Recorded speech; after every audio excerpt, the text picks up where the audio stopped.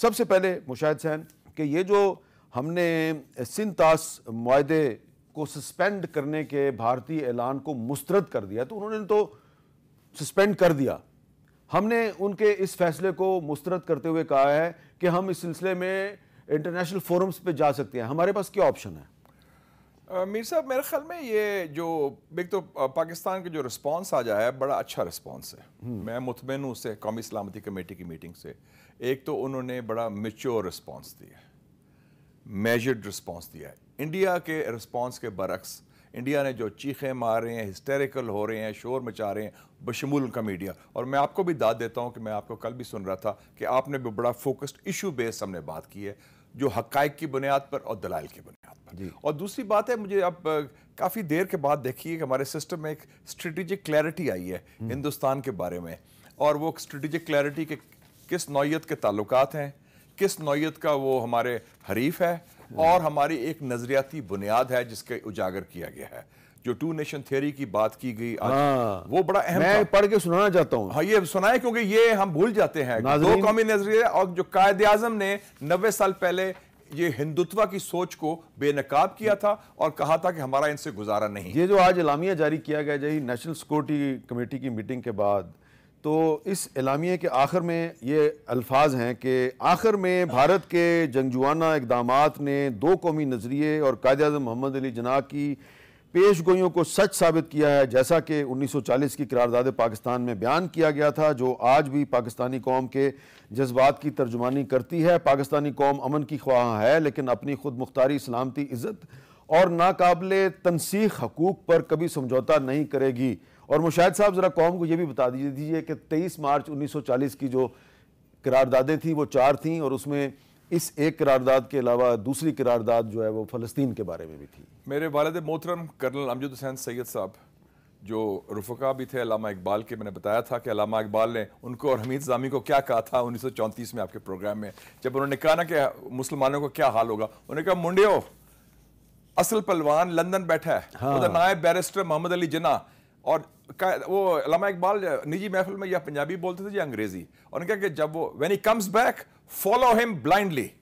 और मेरे वालिद साहब ने 1937 का लखनऊ सेशन भी अटेंड किया, जहाँ कायद-ए-आज़म को कायद-ए-आज़म का खिताब मिला और शेरवानी पहनी, जना कैप पहनी। और 1940 में भी 23 मार्च को वो मौजूद थे उधर as a student leader, MSF के थे, तो इस्लामिया कॉलेज से। तो वो बताते हैं कि उस वक़्त जब फ़लस्तीन की करारदाद आ गई, कहते हम बड़े हैरान हुए, लेकिन नारे शुरू हो गए, क्योंकि वो बैतुल मुक़द्दस का ताल्लुक है, अल कुद्स का ताल्लुक है। तो ये एक जो नज़रियाती बुनियाद हम बताते हैं पाकिस्तान बनने की, उसका एक गहरा ताल्लुक फ़लस्तीन के साथ है। और बड़े अरसे के बाद आपकी किसी हुकूमत के सरकारी एलामिये में उसका जिक्र आया है। एग्जैक्टली। और मैं बड़ा खुश हुआ हूँ कि ये जो हम भूल जाते हैं, जो बुनियाद है, जो क्योंकि हिंदुस्तान की सारी पॉलिसी, RSS की, मोदी की, BJP की, इस वक्त वो नजरियाती है जी। वो पाकिस्तान, अखंड भारत की बात करते हैं और पाकिस्तान को एक समझते हैं कि हम एक ऐसी चीज है, इट्स अ थॉर्न। और अखंड भारत में वो सिर्फ पाकिस्तान को नहीं शामिल करना चाहते, बांग्लादेश, श्रीलंका, अफगानिस्तान,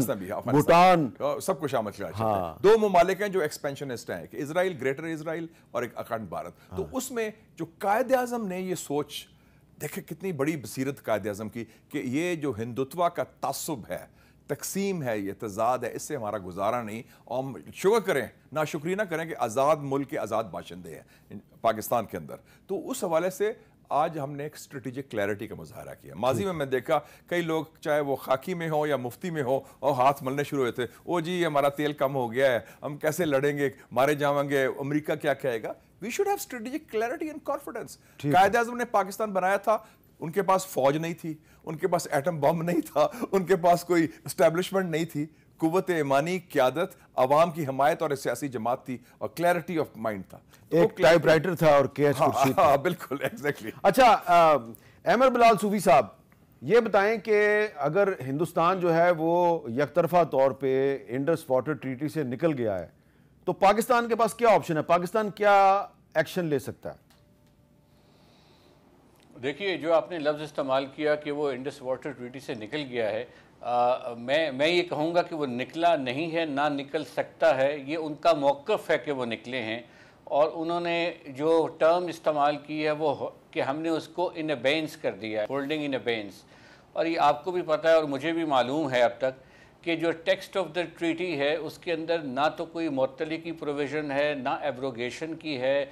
दोनों में से किसी पार्टी के पास ये पावर, ये ताकत नहीं दी ट्रीटीज़ ने, और दोनों ममालिक ने मिलकर वॉलंटरली रज़ाकाराना तौर पर तय किया कि हम ये पावर इस्तेमाल नहीं करेंगे, वरना वो इसको लिखते।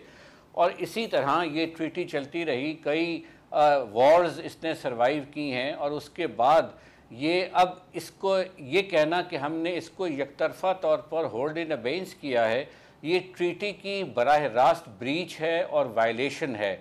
दूसरा, ये बैनुल-अक़वामी कानून जो अपर और लोअर राइपेरियन ममालिक के दरमियान है, जिसको हम वाटर लॉ कहते हैं, जो डेवलप हुआ अफ्रीका के मुल्कों की स्टेट प्रैक्टिस से, सेंट्रल अमेरिका में, उसके अलावा यूरोप में और बरे-सग़ीर में, उसमें ये तय है कि अपर राइपेरियन लोअर राइपेरियन के पानी को रोक ही नहीं सकता, सिर्फ उसको रेगुलेट कर सकता है। अच्छा। तो अगर एब्रोगेशन का मतलब ये है कि आप पानी को रोकने की कोशिश करेंगे, तो ये तो एक जिसे हम कहेंगे threat to international peace and security बन जाएगा, जो सिक्योरिटी काउंसिल के मैंडेट में आएगा। लिहाजा सिक्योरिटी काउंसिल और सेक्रेटरी जनरल दोनों पर ये अब मेरी नज़र में ये उन पर वाजिब है कि वो इसकी जुरिस्डिक्शन लें और इसकी कॉग्निजेंस लें कि ये स्टेटमेंट जो है ये पाकिस्तान ने उसको ट्रीट किया है कि ये ऑलमोस्ट एक्ट ऑफ वॉर के तनासुब रखती है, इसकी हॉस्टिलिटी का कैरेक्टर ये है और इसकी इंजरी